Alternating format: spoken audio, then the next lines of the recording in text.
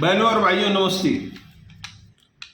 सबसे पहले मैं आप लोगों को धन्यवाद देता हूं। कल मैंने दूर दूर हो रही शादियों के बारे में चर्चा की, आप लोग उसको देख रहे हैं, आपको धन्यवाद है। मुझे कुछ लोगों ने फ़ोन किया और मुझसे मिले। उनका कहना था कि जिस तरह से आपने विवाह का पढ़ा है उसी तरह मृतक के बारे में भी पढ़े। मृतक मतलब जो शांत हो गया है, जो गुजर गया है, कि हमारे समाज में उसके लिए क्या हो रहा है। दोस्तों, सबसे पहले तो मरने वाले पर जो 1-2 लाख रुपए खर्च हो जाता है, वहाँ पर भी गरीब को दबाने की कोशिश है। किसी के पास कफन के लिए पैसे नहीं है।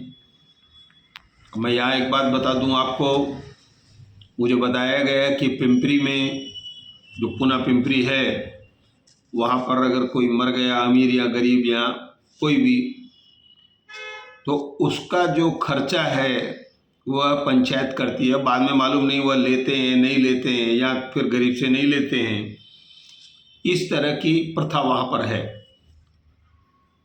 अब उसके बाद मैं एक दिन पुलिस स्टेशन पर हमारे बड़े नेताओं के साथ बैठा था, तो वहाँ पर एक पुलिस अधिकारी ने कहा कि आप अपने समाज को सुधारिए, उनको समझाइए। उस पुलिस वाले का कहना था कि घर में जो मर गया उसको हम एक साइड रख देते हैं, अगर उसके पास पैसे हैं, पैसे छोड़ कर गया है, तो उसका परिवार उस पर झगड़ने शुरू कर देता है। हाथापाई, मारपीट और बात पुलिस तक जाती है। ये बहुत ही निंदनीय है। मैं निंदा करता हूँ इसकी, जो ऐसा कर रहे हैं। अब उसके बाद मैं दूसरी बात पर आता हूँ। बहुत सारे लोग हैं आज जो चुप नहीं बैठ सकते, ज़्यादा बात करते हैं, अशांत रहते हैं, दूसरे का खून चूसने की उनकी आदत रहती है। दोस्तों, मृतक एक तरफ पड़ा है, एक महिलाओं की बैठक है, एक पुरुषों की बैठक है। दोनों तरफ गपशप चालू रहती है। ऐसा हो गया, ऐसा हो गया, ऐसा हो गया, ऐसा हो गया। वो मृतक पड़ा है वहाँ पे। चलिए, उसकी अंतिम क्रियाक्रम हो गया।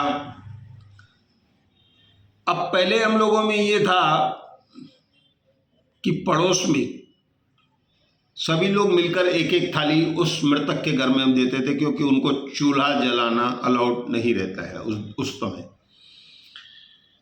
दोस्तों, अब वह प्रथा भी बदल गई। या तो कोई पहचान वाला या फिर खुद होटलों से टिफिन बड़ा वाला मंगा लेते हैं, खा लेते हैं। अब बात दूसरे दिन की रहेगी, कुछ शांति रहती है, लेकिन बैठने का जो नियम है वह 3 दिन और 12 दिन तक रहता है। तो दोस्तों, उस बैठक में भी गपशप चालू रहती है।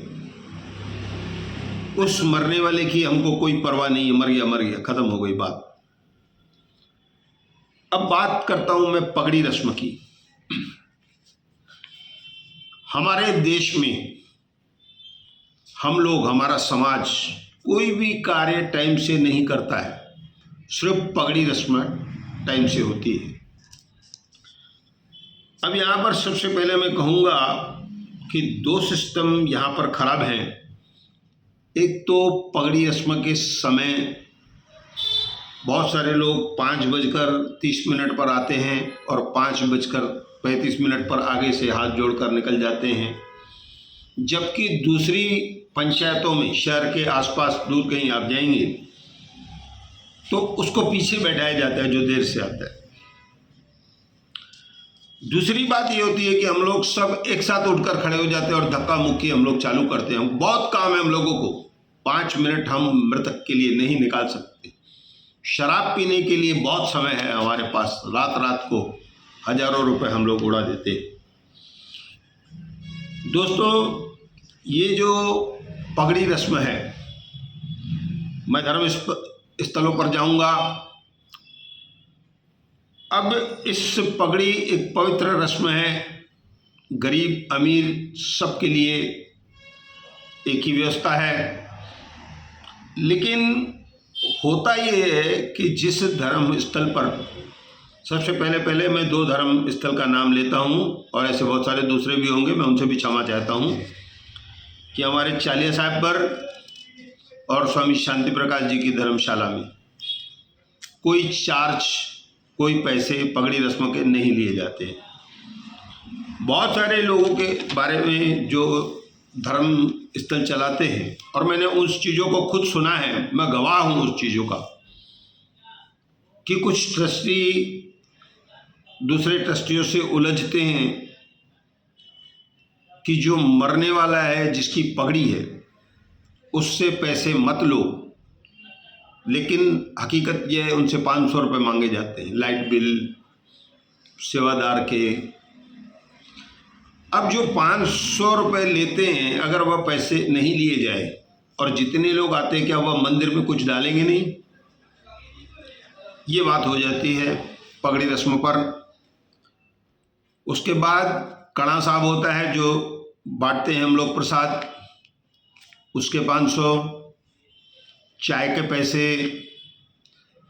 ट्रस्टी कहते हैं भाई क्यों कर रहे हो तुम, वो तुमको कहता है तो तुम करके दो, नहीं तो मत करके दो। अब यहाँ गरीब पिस जाता है, अगर वह बिस्किट भी नहीं रखता है, चाय भी नहीं रखता है, पानी भी नहीं रखता है। हम लोग बिस्लरी पानी भी रखने लगे हैं, बहुत समय से रख रहे, बिस्किट रखते हैं, चाय रखते हैं।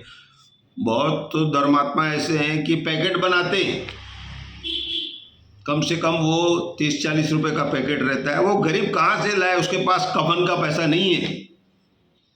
क्यों हम लोग उनको मदद नहीं करते, थोड़े थोड़े पैसे निकाल कर, कि उस अर्थी को कम से कम उठाएं और उसको अपने स्थान पर पहुंचाएं।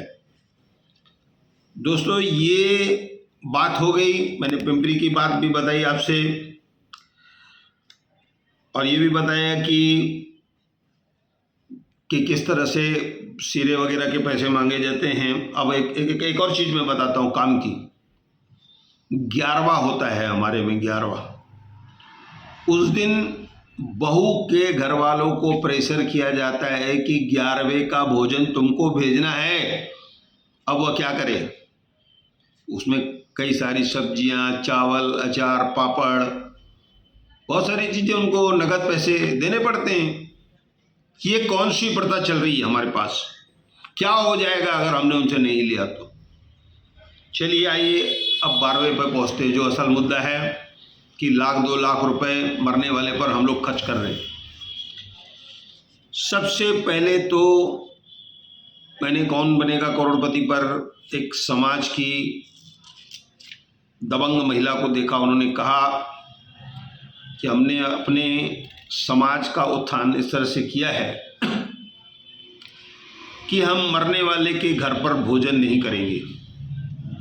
ये एक उनका कुछ होगा, उतने पैसे उनको बचते होंगे, उनके घर भोजन नहीं करना है। लेकिन 12वें के दिन बड़ी हैरानी वाली बात है कि हम लोग सैकड़ों लोगों को दावत दे देते हैं कि आओ भैया खाना खा के जाओ, शादी की तरह आइटम रखते हैं हम लोग। फिर वह होता है, वो भी खा लिया हम लोगों ने। उसके बाद अब ये प्रथा हो गई है कि लड्डू बांटने हैं हमको, जो कम से कम 300-325 रुपये किलो है। 4 लड्डू एक पाव में आते, वह एक पैकेट हमको बांटना है, जरूरी बांटना है। तो इस तरह से 1 से 2 लाख रुपए मरने वाले के ऊपर खर्च हो रहे हैं। अब जिसके पास पैसे नहीं हैं वह क्या करे मुझे बताइए, कर्ज ले, वो कर्ज उतारेगा कब? क्यों उन पर दबाव पड़ता है आखिर? दोस्तों ये बातें अच्छी नहीं हैं। हमारे समाज को अपने पीछे देखना है कि हम लोग कहाँ थे, कहाँ पहुँच गए, क्या कर रहे हैं। दोस्तों ऐसा कहकर मैं आपसे निवेदन करूंगा कि इन सब चीज़ों पर लगाम लगाइए और जो अपने परिवार के सदस्य हैं उनको संभालिए। उसके बाद बहू बेटियों को 11वें का खाना, 12वें का खाना, ये सब जो चीज़ें बंद करिए और ज़्यादा लोगों को मृतक का न्योता न दें। ऐसा कहकर मैं धन्यवाद कहता हूँ।